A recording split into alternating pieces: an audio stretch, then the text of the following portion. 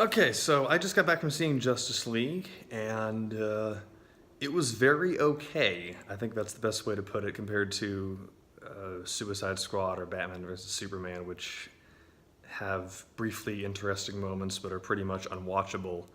This was very okay. I think that they finally, DC, I don't think that's a studio or whatever, just kind of what they're doing with their properties. I think they're finally learning how to get some of the better parts of the Marvel movies in there. I think that the chemistry between the characters it was really great. I think everyone's powers were actually used pretty well in the battles. I heard some criticism that people just either punched really fast or punched really slow, and I think that the Flash, of course, was a standout both in terms of humor and his running around, which is basically just Quicksilver, pretty much from X-Men, funny, fast guy, which it works. The movies need all the levity they can get, so that's great. Batman, I really liked he's got this new tank type thing, which is neat. All the gadgets, obviously. Wonder Woman's fantastic. Cyborg does not have a ton to do in that department, but he does like key interfaces of technology or whatever. Aquaman was not fantastically developed compared to the rest of the characters. Obviously, he is underwater a lot, but they do try to set up this thing where all of the characters have something that all of the members of the Justice League have something that they're trying to work out or overcome as like a miniature arc, or have some kind of traumatic past, yada yada yada. But he's just kind of bro-y, and there's only like one scene in Atlantis, or part of Atlantis, and maybe they're saving that for another movie, but I just... he's got some good lines, and of course Jason Momoa's a really impressive presence. The tone of the movie, I definitely heard some criticism about that, because that has been such a problem with a lot of these Zack Snyder movies. It had a lot of that same problem where it's trying to be funny and it's also just really gross and grim looking. There's a joke in the... I guess it's a... Well, I can't even tell if it's a joke. There's a part in the beginning of this where they're showing how things have really fallen apart since Superman died, and you see this newspaper kiosk. It says like our disappearing heroes or something like that, and it's left to right. It's David Bowie, Superman, and Prince, and obviously that is because Batman vs. Superman came out. The timeline would line up somewhere around 2016, but in a reality where Superman actually exists, him dying, that takes precedence over all of the ever dead celebrities that year. He's getting his own headline. That was just... it's so silly, and they're putting it in a scene that's clearly meant to be somber. And then also there is, of course, the splitting up of directing. For those unaware, Zack Snyder, he's got the main credit on it, of course, but Joss Whedon, who did the Avengers movies, writing and or directing, he stepped in to do some things after Zack Snyder had to take a leave. You can tell in some scenes that there is more just the way people are talking and the way everything is staged. It's very clear that there is some differences. There's an office scene later on that Lois Lane is in where I don't know for sure that that's one that Whedon directed, but just if you see it, there is a bit of a shift. Without going into too much spoilers, there definitely are moments where certain characters, the way they're interacting with each other, it's very clear that they do want to make this lighter. And literally, if you look online, you can see before and after shots, they actually changed some color grading of the movie to make it look less, I guess, grimy.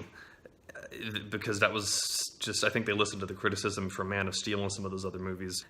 It's what I kind of call neon grime now, where everything is sort of colorful, but it's almost like a Mad Max Fury Road situation where it's one or two colors, and the costumes are colorful. That's great, and they did a good job with that. But the environments, it's either shades of gray and black mostly, or it's like all blue or all red. And I know they want to distinguish themselves from other movies and from other superhero movies, but it's still just...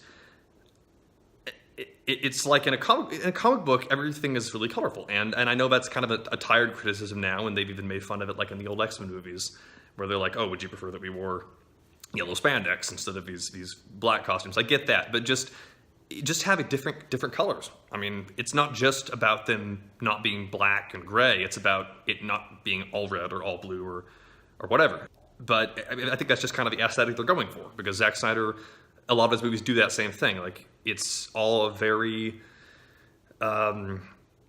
consistent, for better or worse, coloring. Like, if you look at 300, it's mostly black and brown and red, and Sin City, black and white and red. So that's just kind of his thing. But I think that the tone and the pacing has been the number one issue.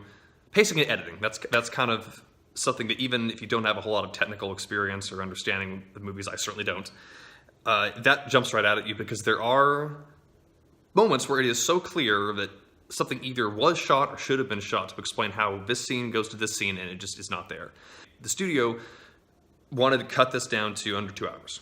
It's like 158, 159, like they just, whoever was working on the editing for this thing, they just took a knife to it, because it wasn't as bad as I thought it would be to that extent. I was able to follow it a lot more than I thought I would, based on what I'd heard from other people's reviews. But there's one scene where the Justice League, they've kind of gotten into a scrape, and they're stuck in an area, it seems, and then it just cuts and they're just out of there. And I'm still sitting here trying to think how they got out. I mean, even, I guess most of them can jump really high. I guess that's it. But there's just little moments where people are here and now they're there, and there's just time is not really a consideration for that, which is funny, because the movie does operate on a timetable where, the bad guy shows up, he's trying to get these things, and we got to stop by this time. And you'd think that they would pay more attention to that, but it really is just kind of disregarded. The way the action scenes are shot is okay. It's not exciting enough or well choreographed enough to really completely make you miss those issues. Also, there's a lot of the actors that are relatively big, not A-listers, but J.K. Simmons plays Commissioner Gordon, and he's in it for 2 minutes, I think, and I have to assume that they're going to bring him back for other movies in the future. But it's just funny, because I remember seeing these articles talking about how he was getting ripped for stuff. Like, there was a picture of him, like, lifting weights, and I'm thinking, okay, well, maybe he's going to beat somebody up or something, I don't know, but he's of course wearing his trench coat, and that's it. And I don't know if it's just like you sign on for a Zack Snyder movie, everyone's contractually obligated to be able to bench 250. And then Amber Heard is some Atlantean, and she's in it for a couple minutes, and then she's out. And I think that, again, they're trying to do the Marvel thing where you set people up and then they show up later, but I just can't help but feel like the roles that these characters have, something more was supposed to be there. And maybe we're going to get the thing we did with Batman vs. Superman, or Suicide Squad, where it comes out on Blu-ray, or on downloading it, and they've got this bigger cut. I think that that's what they're doing, is that they cut these things shorter for movies so that they can get people in and out of there, and then you can sell $25, $30 copy of this thing on 4K or Blu-ray that's got the extra footage in it. As long as the plot makes sense, I guess it's fine.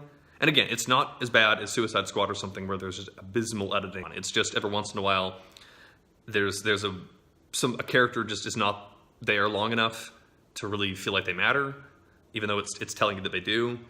Or people are just kind of teleporting, for lack of a better word. Not literally, but it seems like that. Just little things that are set up and don't pay off.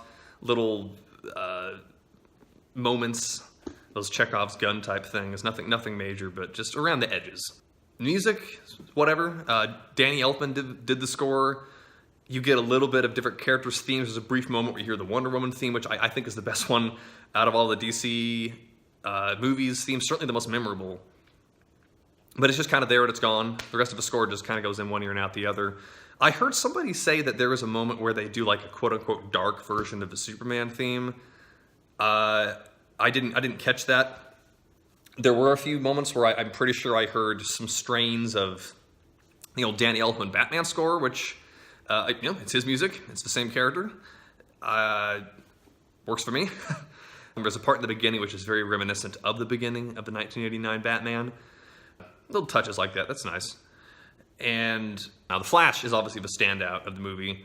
Just a lot of funny lines, and just kind of the way that he does play that role of being I guess sort of an audience standing, because he hasn't really had a lot of fighting experience or superhero type experience, even though he already made his own suit, which is interesting. But every character has a little funny line every now and then. Batman, actually, just as an aside, I think that they found out that people really liked that scene in the Doomsday fight in Batman vs. Superman, where he is in the Batmobile and he looks out and he's like, "Oh shit!"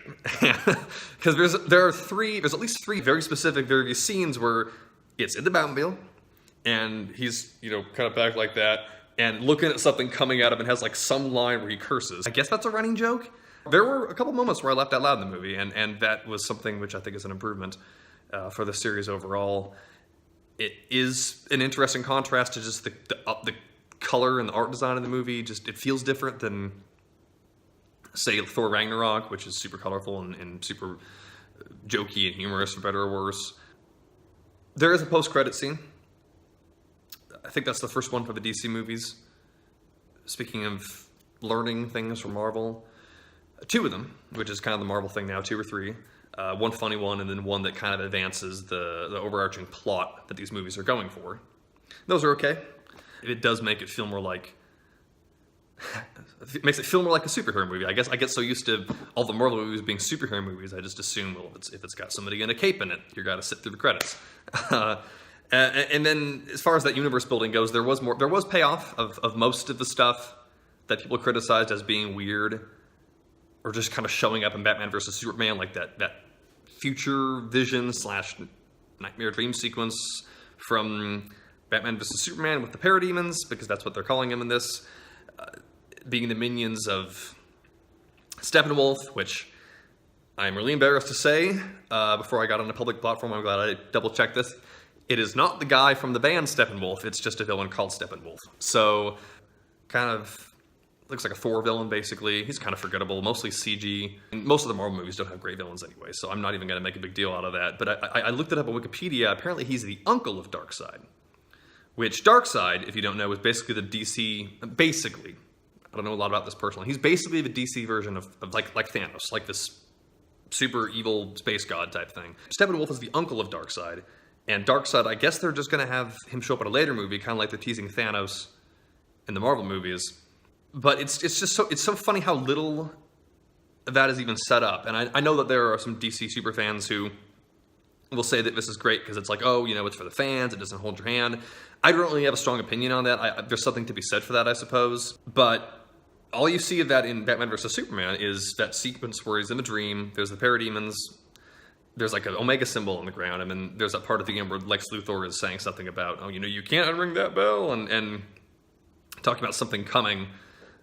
And I guess for these purposes, that's Steppenwolf, but then the only reference you get to Darkseid is it's a voiceover. There's a scene where the parademons are flying out like the flying monkeys in Wizard of Oz, and Steppenwolf's in there being the Wicked Witch of the West, and he's saying something about like, the coming of so-and-so Darkseid. It's like one word, and you never hear it before that or after that. And it was just something that got added later because they're like, oh, crap, we forgot to mention the main villain of the series. I don't know. Maybe there's more to it than that. But that's just one of those moments where you feel like there was some cobbling together or some cobbling together that should have happened. I think the most egregious scene where this happens, and I'm going to try to describe it without spoilers, but it really is pretty remarkable. The MacGuffins, the object that Steppenwolf is trying to get, there's three of them. He gets the last one, which sets in motion moving towards the third act. He gets the last one because the Justice League basically just drops it, and they forget that they either don't know or care that it's there, and then they finish doing what they're doing, and then all of a sudden there's this beam of light that shoots off in the distance, and they're like, oh, he got it. And you don't see Steppenwolf, you don't see the thing. It just happens.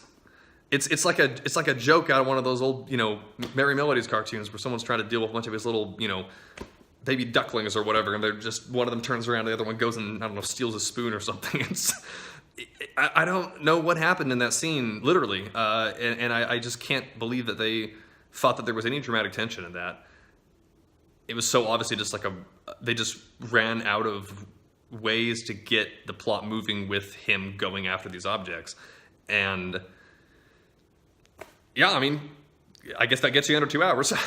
But again, overall, this is technical stuff. If you don't follow, I know most people don't follow the making, the developing of movies. I know that's kind of a product of the internet age, for better or worse, seeing how this process unfolds behind the scenes, behind the screen. If you just went in there and watch it, it doesn't fall apart, it seems, as much as I thought it would. Yeah, chemistry of the characters, great. Fight scene's pretty good. There is some nice character development for Cyborg and the Flash, Batman, whatever. Wonder Woman, she kind of got her own movie for that. Aquaman, whatever. But it's all about the team. That's the whole point. That's why they rushed this, for better or worse. That's why they rushed getting to Justice League, is because everyone wants to see these characters together. The Avengers is obviously blowing up right now, but I think on a historical scale, seriously, everyone knows who Superman is. Everyone knows who Batman is, Wonder Woman. These are like iconic characters. And seeing them all in one movie is great. And that you do get that moment like in Avengers where they're all kind of standing there, just looking cool. And it's like, yep, that's what I paid a ticket for. So that's great. And there's little references to other things in the DC universe, which I did pick up on. So just little things here and there, other franchises, other characters, which are fun to see, and you don't have to really know what they are. So kudos to them on that. The only other thing I can really think of mentioning is Superman's stiff upper lip. If you didn't hear, if you don't know, part of that re-editing and reshooting that happened is when they went back into to do some more scenes with Superman, because he is in this movie. That's not really a spoiler. They had to get Henry Cavill back in front of the camera, and at the time, he was shooting Mission Impossible 6 because he's the villain in that movie. And in that movie, he has a mustache. And he apparently was contractually obligated to not shave that mustache during the filming of that movie. And so when he came back to do this, they had to computer generate out him not having a mustache. And supposedly this costs like millions of dollars. That might be an exaggeration. But if no one had told me that it was there, I made fun of it like most people on the internet because it is a silly thing to have been a problem and to have to spend that much money to fix. But if no one had said anything to me, I probably wouldn't have noticed it because, again, it's a Zack Snyder movie. Everything already kind of has this faint glow over it, and a lot of the effects do have, intentionally or not, an almost kind of diorama-like quality to them. It's not as... I don't want to say good, because I think it is aesthetically deliberate at this point, but not necessarily as immersive as realistic. But everyone's just like the way when he moves, when he's talking, it's like,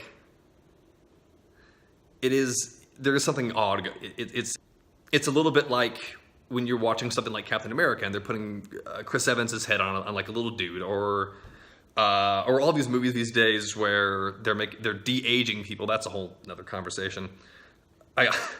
I guess that a lip is not as uncanny as a whole face, but it's so specific and so strange, and I have to imagine that this has never been done before in a movie.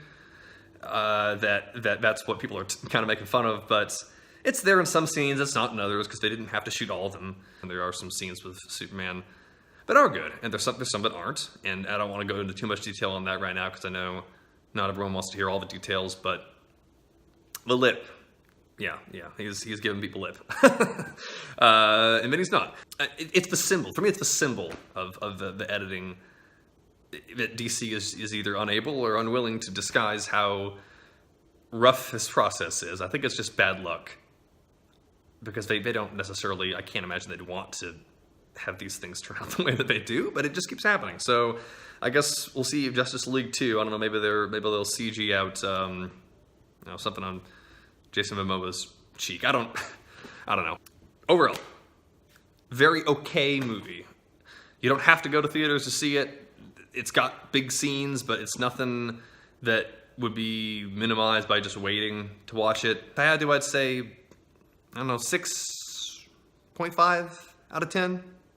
Just off the cuff. Yeah, so that's me doing a video review / scatterbrained talk of a movie. I don't know if anyone would be interested in seeing more of that, but as much as I tend to write in my free time, I do find that just sort of speaking this is easier for me, so I'll probably do more of that in the future. I don't know, but let's see how this one goes, I guess.